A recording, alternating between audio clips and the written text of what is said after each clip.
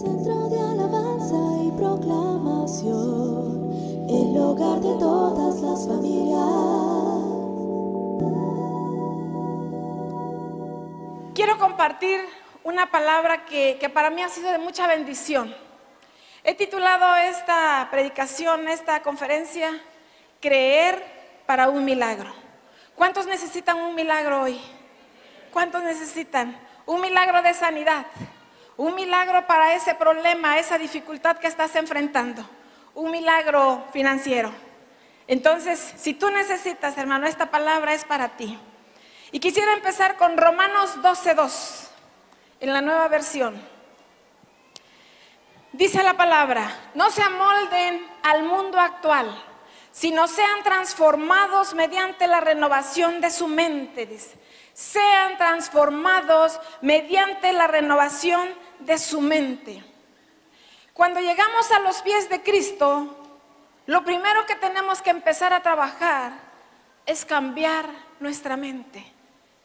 Es pedirle a Dios que nos vaya transformando esa forma de pensar, esos pensamientos negativos que generalmente están en nuestra mente, en nuestro corazón. Y tenemos que empezar a trabajar en el concepto de la fe, en creer. El creer empieza en la mente. El creer empieza aquí, en tu mente. Entonces, por eso Dios dice: cambia tu manera de pensar. ¿Cómo pensábamos antes de llegar a Cristo? Pensábamos en términos racionales, en términos humanos, en términos materiales. Antes decías: esto es imposible que se pueda resolver. Yo no creo que haya un cambio en mi vida. Estoy tan resentido, tan resentida, que es imposible que yo pueda cambiar. Me lastimaron demasiado para poder cambiar. O quizá decías: hasta no ver, no creer. Pero hoy tienes que empezar a cambiar tu forma de pensar. Hoy tienes que saber que tu mentalidad debe estar enfocado en los conceptos de Dios. Porque ahora ya no es en tus fuerzas, ahora es en las fuerzas de Dios. Ahora debes de pensar que ya no es en lo natural, sino en lo sobrenatural, como Dios actúa. Antes creías que era imposible, ahora debes creer que es posible. Porque hablamos y tenemos un Dios de poder, un Dios que todo lo puede, un Dios de lo posible. Aquello que te decían en el mundo que era difícil de cambiar, ahora piensa que sí es posible. Ahora piensa que sí se puede. Traemos tantas cosas en nuestra mente que lo hemos aprendido allá en el mundo, pero hoy tenemos que desecharlo. Hoy tenemos que empezar a llenar nuestra mente de esos conceptos de Dios, de la fe, de creer, de saber que tenemos un Dios de poder, de saber que tenemos un Dios de lo imposible, de saber que tenemos el Dios que todo lo puede, de saber que tenemos al Rey de Reyes y Señor de Señores. Y ese Señor de Reyes, ese Rey de Reyes, ese Dios tan grande y poderoso está aquí esta mañana para decirte: tienes que cambiar tu mente, tienes que creer. Dele el aplauso a Dios si usted quiere aplaudir.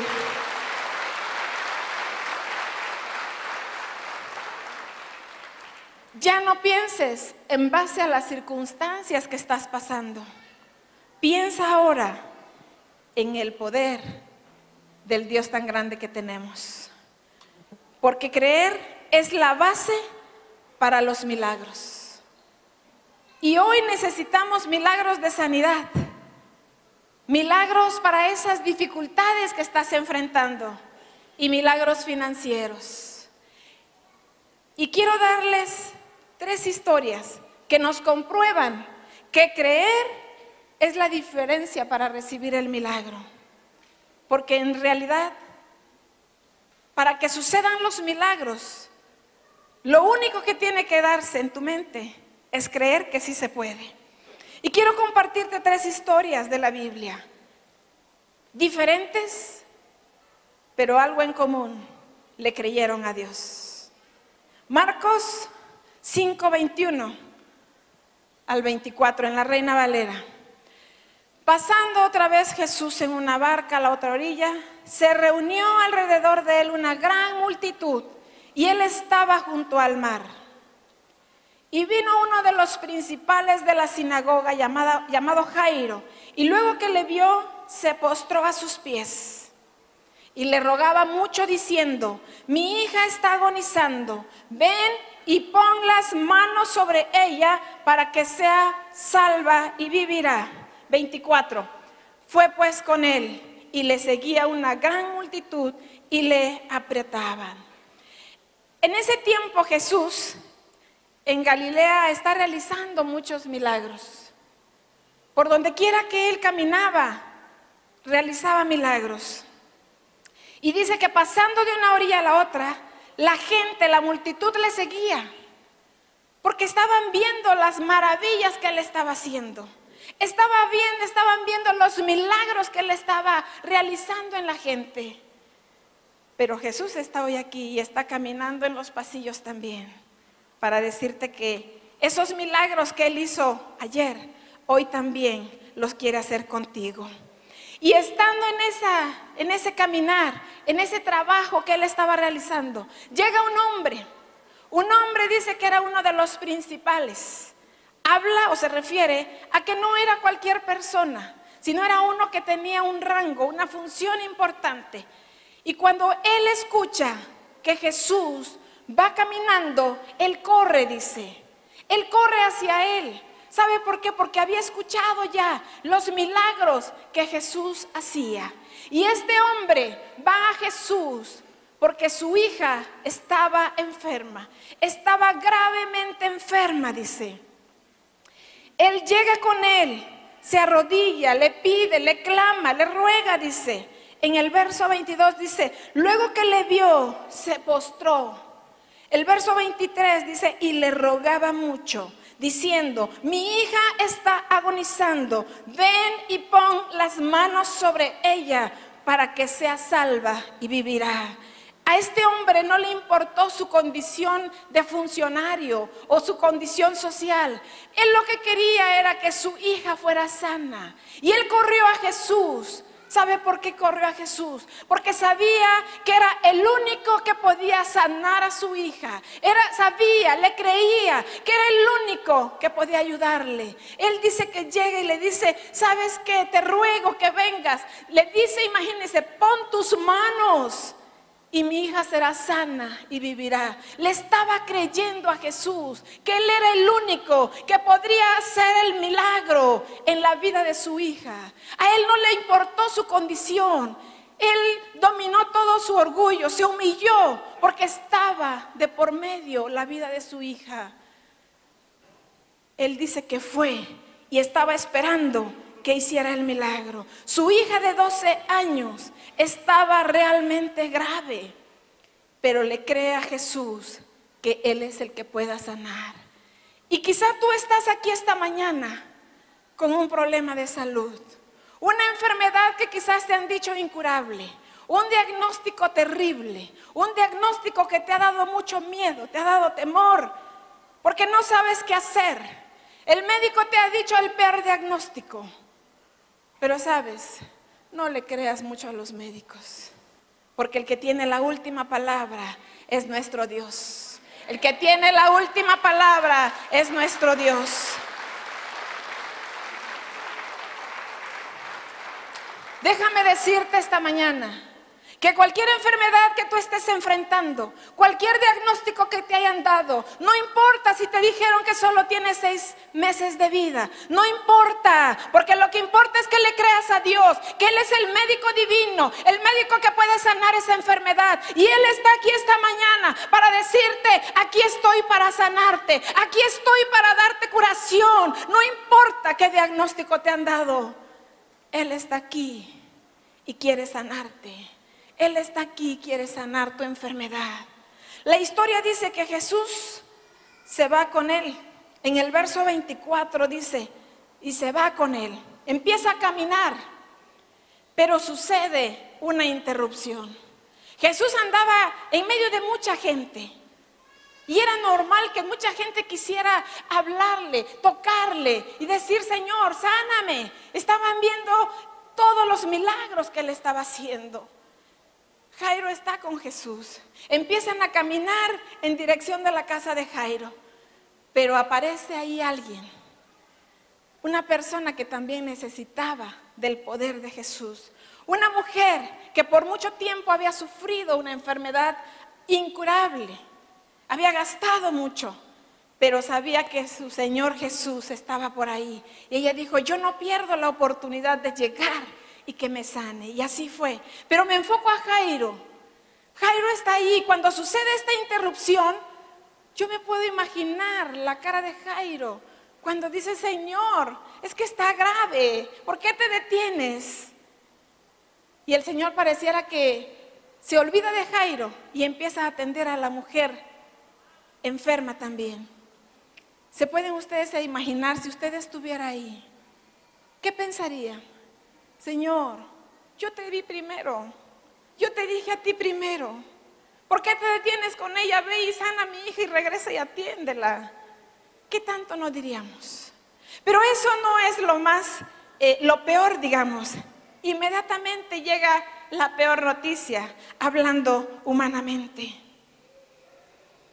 Dice que llegan y le avisan, en el verso 35 dice: tu hija ha muerto. ¡Wow!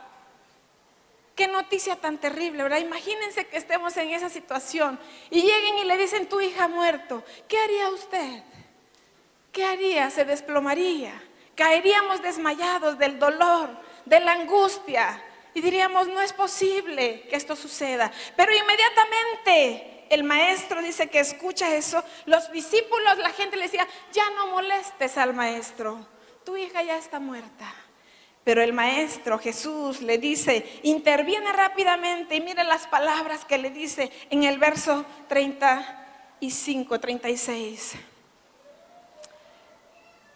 Pero Jesús, luego que oyó lo que se decía, dijo al principal de la sinagoga: no temas, cree solamente. No temas, cree solamente. No tengas temor, no tengas miedo, cree solamente. Y esta palabra es para ti hoy. Si tú estás enfrentando un problema de salud, el Señor Jesús te está diciendo: cree solamente. No temas, no te asustes. Estoy contigo y yo soy el médico de médicos que va a venir a sanarte, a sanar esa enfermedad que estás enfrentando. Si tú estás hoy aquí con una enfermedad, créele al Señor. No temas, dice, cree solamente. Pero tienes que creer. No temas, cree solamente, dice el Señor. El Señor Jesús te dice que si quieres un milagro de sanidad, creas que sí lo puede hacer Él. ¿Quién cree que el Señor Jesús puede hacer los milagros de sanidad? Claro que sí. Hemos pasado experiencias en las cuales hemos visto el poder de Dios. Pero si tú no lo has experimentado, hoy Dios te está diciendo: cree solamente. No tengas miedo, no temas, que yo estoy aquí. Yo soy el sanador. Soy el único que puedo darte sanidad. Pero tienes que creerlo. Cree que Él es el médico de médicos, el médico divino. Jairo creyó en Él. Él sabía que con solo que pusiera sus manos, dice, que tocara a su hija sanaría y viviría. Pero tienes que creer. Yo recuerdo, comentaba en la reunión pasada, recuerdo cuando estaba leyendo estaba escribiéndolo, recordé una niña que llegó a la clínica. Una niña de 13 años, creo que por eso hice la relación. Una niña de 13 años que llegó con su mamá de Los Mijes, un domingo como a las 7 de la noche. Y llegó a la clínica, hace ya algunos años, cuando empezábamos. La niña llegó sumamente grave. Tenía el diagnóstico de diabetes juvenil, pero estaba descompensada y estaba muy grave. Y entonces el médico de guardia no la quería recibir porque no teníamos todas las condiciones para tratarla. Probablemente requeriría terapia intensiva más adelante y no podíamos atenderla. Pero sabe, la señora dijo: de aquí no me muevo, yo aquí me quedo, y si usted no me recibe, Yo no me voy al hospital civil porque queríamos enviarla al hospital civil porque tienen todas las herramientas, el equipo. Y dice, no me muevo. Entonces me habló el doctor y me dijo, doctora, tengo una paciente aquí con una niña que está muy grave, pero no se quiere ir. Están aquí afuera y me dicen que mejor se regresa a su pueblo, pero no se va, dice. Entonces dice, pero está muy grave, doctora. Yo le dije, bueno, pues acéptala. Doctora, se va a morir esa niña aquí en la noche, dice. Y a veces los médicos dicen que no toquen mi guardia, ¿verdad? Pero no, así, sí, no. Entonces me dice, doctora, no. Y entonces le digo, ¿sabes qué? Recíbela. Se hospitalizó la niña. Yo el lunes creo que tuve que salir. Esa noche yo me puse a orar por esa niña que ni conocía. Me puse a orar y el lunes no pude ir a verla, no la pude ir a ver por alguna situación. Sino que como preguntaba solamente, ¿cómo va? ¿Cómo está? No, pues está mejorando. Como a los 4 o 5 días me llaman porque me dicen, ¿sabe qué? La niña ya está bien, está sana, pero no tiene dinero para pagar, me dicen. Entonces yo dije, voy a conocerla. Y me subí y conozco a la niña de 13 años y estaba su mamá. Apenas si podían hablar muy bien el español. Y me empieza a platicar. ¿Sabe qué me impactó de la señora, de la mamá? Que me dice, fíjese, dice, que nosotros, doctora, teníamos todo para el entierro de la niña. Teníamos lista la caja, su vestido blanco y sus zapatos, dice. Pero esa noche, dice, yo empecé a orar a Dios. Yo soy cristiana, me dice. Cuando me dijo así, yo sentí mucha alegría de que ella conocía a Dios. Dice, y sabe, en mi oración me dijo muy específicamente que viniera aquí, dice. Y cuando ustedes me dijeron que no me la recibían, yo dije que se vaya a morir a mi pueblo, dice. ¿Sabe qué? Lo que a mí me impactó fue cómo ella le creyó a Dios. Una señora tan humilde de los Mijes, que apenas si podía hablar el español, estaba con una seguridad, una firmeza, estaba creyéndole al Dios poderoso de quien siempre hablamos. Y entonces ella decía, ¿sabe qué? Es que yo tengo un Dios grande y de poder. Y aquí está mi hija, dice, sana y salva. Y era una verdad. Él había sanado a esa niña de 13 años ahí en la clínica. Y entonces tenemos un Dios de poder, un Dios grande, pero tenemos que creer en el poder de Dios. Tenemos que creerle que Él es real en nuestras vidas. Porque a veces pareciera fácil decirlo o aceptarlo cuando no estamos en esa situación. Pero yo sé que hoy aquí hay personas que están pasando una situación similar. Pero sabes, quiero decirte que el Dios que estuvo sanando en esos tiempos, caminando de orilla a orilla, sanando, haciendo milagros, es el mismo hoy y siempre. Es el mismo. Él está aquí para decirte, yo voy a sanar tu enfermedad. Y comentaba, y hoy está aquí Rosita y el doctor comentaba en la mañana que de hace unos días están pasando una prueba fuerte con su hija Dani. Y hemos estado orando y clamando. Y ese día que yo le hablé al doctor, yo le decía, doctor, Dani va a estar bien. No vamos a tener miedo. Dani va a estar bien. Y hoy en la mañana el doctor mandó ahí por la voz de Dani, porque estuvo en terapia intensiva, ha estado bastante grave. Sin embargo, yo estoy segura que ellos le han creído al Dios de poder, al Dios sanador, y Dani está bien hoy en día. Ella habla con su voz y dice, gracias por sus oraciones, espero verlos pronto en la iglesia, dice. Es real, pero tienes que creer. Es real. No sé qué enfermedad tengas, pero tienes que creer en ese Dios de sanidad. Quizás todo parece contrario a lo que tú esperas, pero tienes que seguir creyendo. Tienes que decir, sí se puede, Señor, y esta enfermedad la echamos fuera.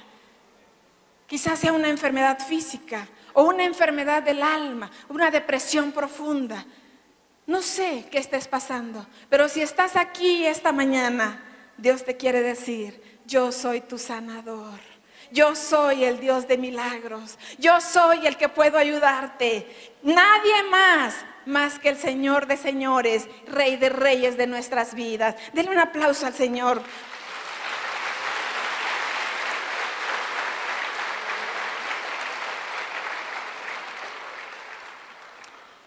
La segunda historia, Marcos 4, 35 en adelante. Aquel día, cuando llegó la noche, les dijo: pasemos al otro lado. Y despidiendo a la multitud, le tomaron como estaba en la barca, y había también con él otras barcas. Pero se levantó una gran tempestad de viento y echaba las olas en la barca de tal manera que ya se anegaba. Todos en algún momento vamos a experimentar tormentas. Las tormentas son repentinas, inesperadas. Tarde o temprano enfrentamos o nos encontramos en medio de situaciones difíciles, en medio de problemas. Una tragedia, un divorcio, una pérdida, un hijo rebelde que quizás está en las drogas, la pérdida del empleo, la quiebra del negocio o un familiar en la cárcel. No sé qué problema estés enfrentando. Lo importante no es saber que van a venir tormentas, sino saber cómo las vamos a enfrentar. Cómo sobrevivir cuando todo se torna oscuro. Cómo sobrevivir cuando los vientos pegan fuertes a nuestras vidas. Cómo sobrevivir cuando las olas vienen grandes. Esas tormentas de la vida que experimentamos siempre son sorpresivas, inesperadas e impredecibles. La historia que acabamos de leer nos relata lo que sucedió cuando los discípulos se enfrentaron a una tormenta, a una tempestad. Jesús había trabajado mucho los días previos a este evento y decide descansar mientras cruzaban a la otra orilla. Repentinamente el mar se transformó. Repentinamente vino la tormenta. El mar de Galilea está rodeado por montañas y está a 214 metros bajo el nivel del mar. Los que fueron a Israel ya se imaginan, ahorita está en su mente recorriendo cómo está el mar de Galilea, ¿verdad? Qué fortuna han tenido. Pero nosotros también aquí en nuestra mente ya fuimos a Israel, ¿sí o no?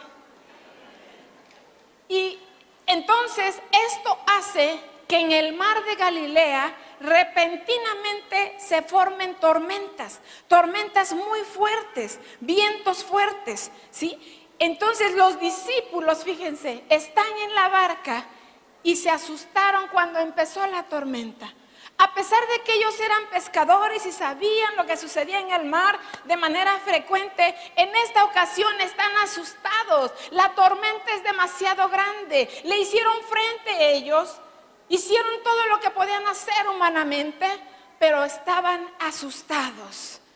Y quizá hoy estás como los discípulos, asustado, asustada por ese problema, por esa situación que estás enfrentando, por ese abandono, por ese divorcio, por ese hijo que no quiere venir a la iglesia, por esa pérdida de empleo o ese hijo que está en la prisión. Quizás estás enfrentando una situación así y quizás estás asustado también, porque es humano tener temor, tener miedo, es humano. Pero sabe, lo que yo te recomiendo es que no permitas que el miedo, el temor se estacione en tu vida. Échalo fuera inmediatamente, porque tenemos a alguien grande que puede ayudarnos en medio de las tormentas. Jesucristo estaba en la barca, fíjese, estaba con ellos, pero la tormenta llegó y lo mismo puede estar pasando contigo. Quizá tú digas, ahora que en mejor relación estoy con Dios, que estoy buscándolo más profundamente, que estoy teniendo una intimidad con Dios, estoy sirviendo, estoy siendo obediente. En pocas palabras, pues, cuando mejor me porto, estoy enfrentando problemas difíciles. Es probable que sí, pero estás en problemas y esto nos enseña que aunque tengamos a Jesús en nuestra vida, aunque Él esté con nosotros, vamos a enfrentar problemas. Lo dice San Juan 16:33, en el mundo tendréis aflicción, pero confía en mí, dice Jesús, yo he vencido al mundo, yo voy a estar contigo, yo voy a estar ahí contigo, dice Él. Lo más importante es que creas que Jesucristo va a estar contigo en medio de la tormenta, en medio de los problemas, en medio de las dificultades. Él va a estar contigo, pero tienes que creer. Tienes que creer que Él te dará la victoria. Isaías 43:2. Lo voy a leer en la traducción viviente, me encantó. Mire lo que dice, escuche bien. Cuando pases por aguas profundas, yo estaré contigo. Cuando pases por ríos de dificultad, no te ahogarás. Cuando pases por el fuego de la opresión, no te quemarás. Las llamas no te consumirán. Las llamas no te consumirán. El problema que estás enfrentando no te derrotará. La situación difícil que estás enfrentando no acabará contigo. Porque Dios, porque Jesucristo está en medio de tu tormenta, en medio de tu dificultad. Así que tienes que creerle. Tienes que creer que Él está contigo. Y el verso 3 en la parte final dice: pues yo soy el Señor tu Dios, el Santo de Israel, tu Salvador, dice, tu Salvador. ¿Quiénes dicen amén por tener al Santo de Israel en su corazón, por tener al Salvador, al que todo lo puede? Él está contigo, dice. Él va a enfrentar contigo esa enfermedad, ese problema, esa dificultad. No te derrotarás, dice. No te consumirás. Tienes que creerle. No importa qué circunstancia estés pasando. No importa qué problema. No importa. Lo que importa es que tú creas. Marcos 9:23 dice: si puedes creer, al que cree, todo le es posible. Si puedes creer, al que cree, todo le es posible. ¿Cuántos creen que Jesucristo tiene poder para sanar, para resolver todo problema? ¿Cuántos creen que el Rey de Reyes está aquí y quiere sanarte, quiere resolver ese problema que tienes? Pero tienes que creerle. Hace algunos años, aunque no voy a dar el testimonio completo de eso, quiero comentarles rápidamente. Mi esposo andaba involucrado en la política y fue a la prisión. Estuvo en la cárcel. Así como lo ven de buena gente, estuvo en la prisión. No, sí es buena gente. Antes no éramos buena gente todos. Ahora que estamos en las manos de Dios, todos somos buenas personas, ¿sí o no? Claro que sí. Él andaba en esos ambientes políticos y fue a la prisión. Y sabe, para mí fue una de las experiencias más fuertes, más difíciles, pero yo decidí creerle a Dios que Él saldría. Todo parecía, todo se comentaba que Él estaría 40 años de prisión. 40 años. Mire, yo iba con el abogado no era cristiano y me decía: oiga, prepárese.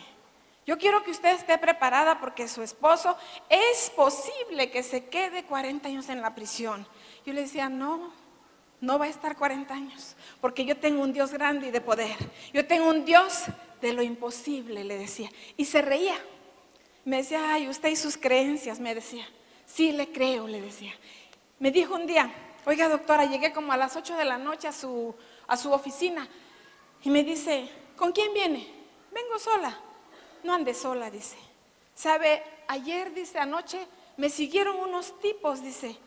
Y la verdad, dice, no quiero que ande sola, no le vaya a pasar algo. ¿Sabe qué? No ando sola, traigo un ejército de ángeles que me están defendiendo, le digo. Y van a defender a mi esposo, le decía. Y se reía. ¿Sabe qué? Yo decidí creer que Dios haría la obra en mi esposo, no solo de sacarlo de la prisión, sino de transformar su vida, su corazón, porque él, por el ambiente que andaba, le costaba mucho, pero Dios hizo la obra. Yo decidí creerle a Dios. ¿Y sabe qué? Hoy en día el abogado es cristiano. es un abogado funcionario, ¿sí? Se reía de mí y ya cuando me vio me dijo, oiga, cuánta razón tenía usted. Ahora yo también creo en ese Dios de poder. Ahora yo también tengo en mi corazón al que todo lo puede, dice. Y mi esposo solo estuvo 6 meses, gracias a Dios, para honra y gloria de Él.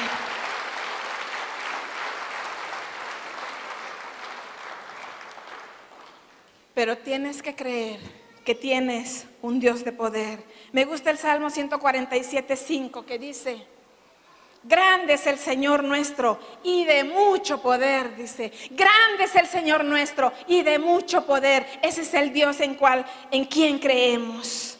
La tercera historia, Génesis 12:1-2.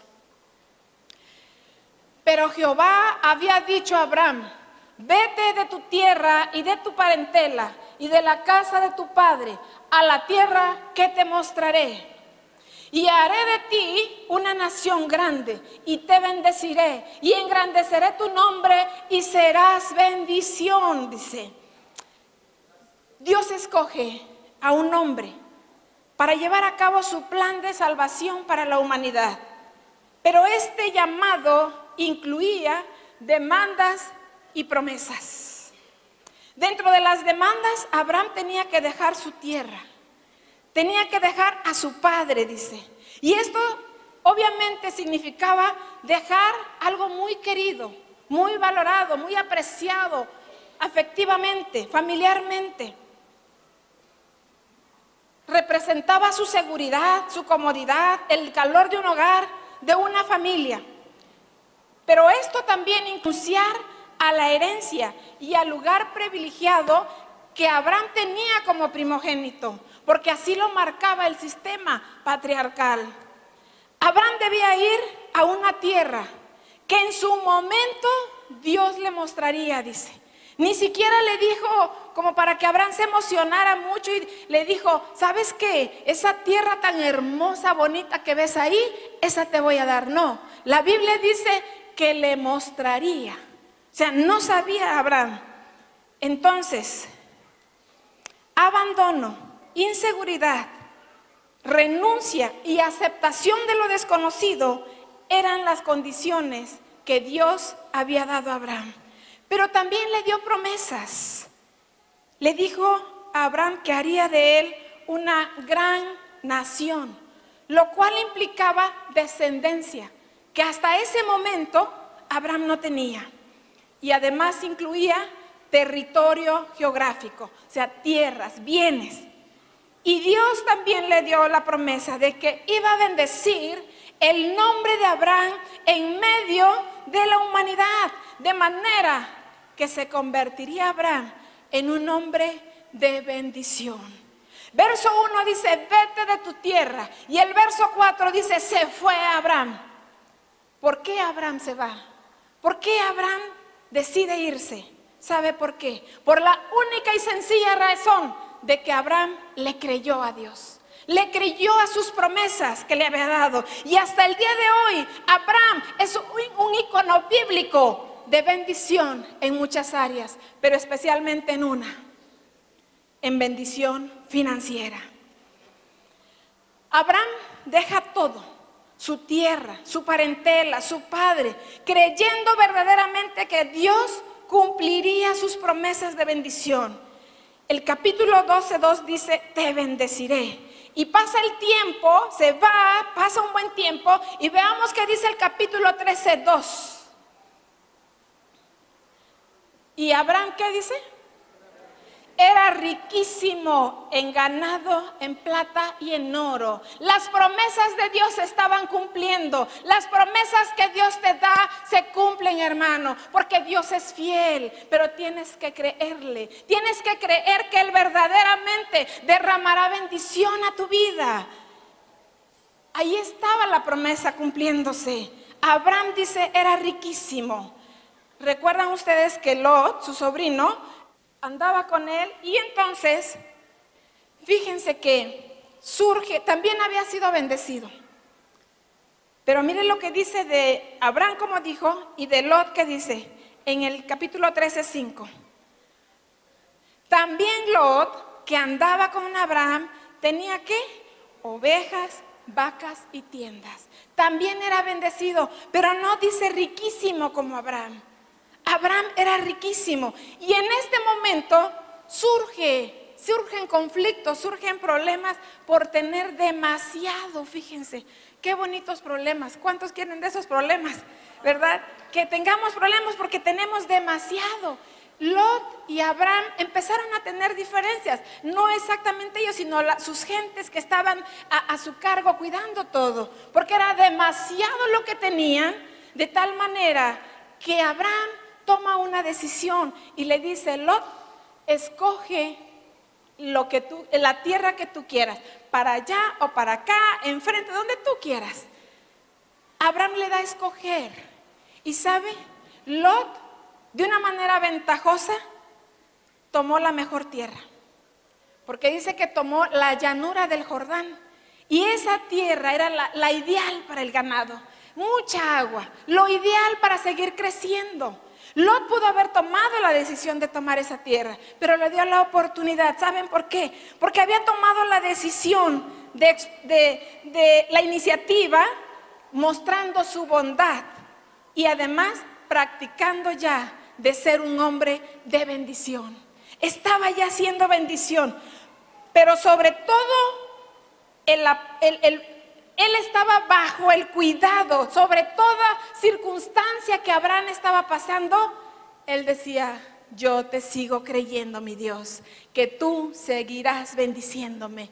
A él no le importó que le hubiera tocado la tierra menos adecuada. ¿Por qué? Porque no estaba dependiendo de las circunstancias, no estaba dependiendo de las cosas materiales. Él seguía dependiendo del Dios poderoso. Y él dijo: Señor, no importa que no me haya tocado la mejor tierra, porque yo te sigo creyendo que eres tú el Dios de poder que seguirá bendiciéndome. Le creyó a Dios, le creyó, y él estaba siendo bendecido. Abraham deja todo y Dios le cumple. Génesis 12:2 le dice: te bendeciré. Hebreos 13 y 14 dice: porque cuando Dios hizo la promesa a Abraham, no pudiendo jurar por otro mayor, juró por sí mismo. Verso 14, diciendo: de cierto te bendeciré con abundancia y te multiplicaré grandemente. Pero esta promesa, mi hermano, no solamente se quedó en el pasado con Abraham. Esta promesa es para ti hoy en día. Esta promesa debes tomarla tú, porque Dios quiere que verdaderamente vivas una vida de abundancia, una vida diferente. Él quiere que seamos cabeza y no cola. Él quiere que tú prestes y no pidas prestado. No más una vida de deudas, no más una vida de escasez. Pero tienes que creer que sí se puede. Tienes que creer que Dios es posible, que pueda cambiar tus finanzas. Es posible, hermano. Tienes que creerle a Él. Tienes que creerle. Abraham le creyó. Él era, después dice, riquísimo. Él creyó que Dios podía cumplir su promesa, pero esa promesa tómala hoy para ti. Tienes que creerla. Hemos hablado que para que tus finanzas sean saludables es dar el diezmo, pero no me voy a enfocar al diezmo hoy. Solo quiero decirte que cuando des tu diezmo, creas que las ventanas de los cielos se abrirán. Porque yo estoy segura que tú das tu diezmo y das tu ofrenda. Pero sabes, no se trata solo de darlas. Se trata de dar y creer que verdaderamente, como dice Malaquías, que verdaderamente Dios abrirá las ventanas de los cielos y derramará bendición hasta que sobre y abunde en tu vida. ¿Cuántos creen esa palabra? ¿Cuántos creen? Pero créalo, créalo. Ya no más incredulidad. Desechemos esa incredulidad que a veces llega a nuestras vidas. Esas son herramientas, el miedo, el temor, la incredulidad, son herramientas que Satanás usa para querer destruirte, para derrotarte, para destruir tu vida, destruir lo que tú crees, destruir tus pensamientos de que todo es posible. No más incredulidad, no más incredulidad. El pastor la semana pasada nos mostraba un libro y nos llamó mucho la atención a los que estábamos ahí porque es de Bill Clinton. Y titulado Dar. ¿Y sabe lo que menciona en la primera parte? Dice que él, como gobernador, como presidente, lo primero que apartaba era su diezmo y lo llevaba a una iglesia. Para mí, hermano, quiero decirte que dar tu diezmo, para mí es como si fuera la llave maestra para que las finanzas sean diferentes. Yo les he comentado de dónde vengo, de una familia de demasiada pobreza. Y Dios ha transformado, pero ¿sabe qué hice? Le creí a Dios, le creí que verdaderamente mis finanzas no serían igual. Le creí porque yo he creído en un Dios grande, en un Dios de poder. Pero esta mañana, esta tarde, tú tienes que creerle, hermano. No te vayas, no salgas de este lugar sin cambiar esa mente. No te vayas una vez más dudando. Cree que sí es posible. Cree, da tu diezmo, tu ofrenda, pero cree. La clave no es solo dar, es dar creyendo que las ventanas serán abiertas para ti. Ya no más deudas. Este 2015 tenemos que empezarlo de manera diferente. Tenemos que ser bendición para los que nos rodean. Tenemos que, Oaxaca nos debe ver a nosotros como una familia especial. Especial porque somos nación santa, linaje escogido, dice su palabra. Pero tenemos que vivir como reyes, como príncipes, como lo dice el Señor de señores. Pero tienes que creer, mi hermano. No más incredulidad, no más incredulidad. Póngase de pie.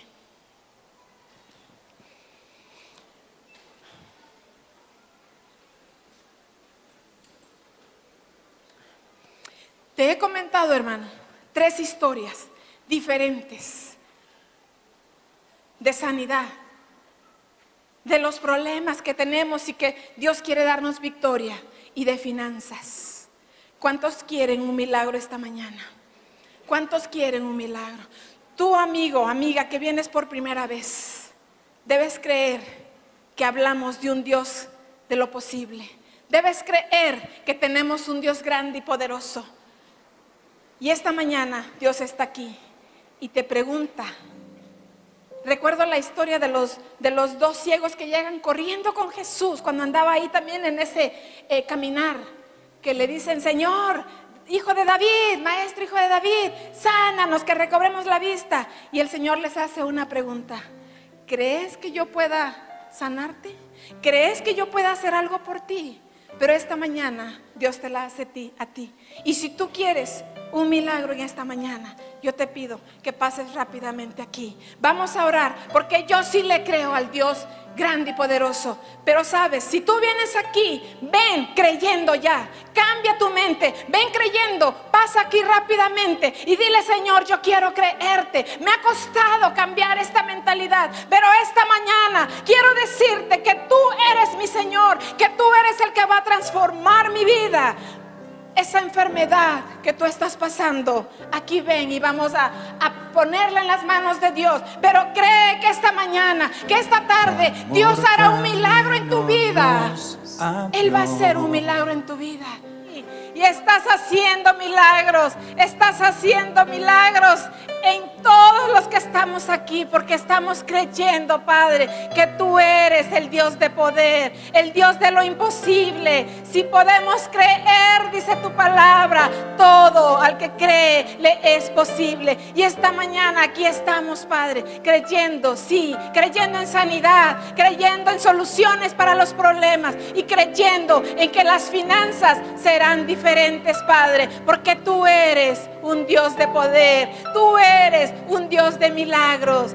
Toma tu pueblo, Padre, toma tu pueblo que está hoy aquí con un corazón agradecido, con un corazón, Señor, diciendo que te reconoce como su Señor y Salvador, y que eres el único, Padre, que puede hacer la transformación en su vida, Padre. Gracias, mi Señor, gracias, mi Dios, te amamos, Padre. Eres el Dios grande, eres el Dios de poder, eres el Dios de milagros. Sí, Señor, la honra y la gloria, Señor. Gracias, Padre. Gracias, Señor. Oh, Dios, te amamos, Padre. Te amamos, Señor. Te amamos, Padre.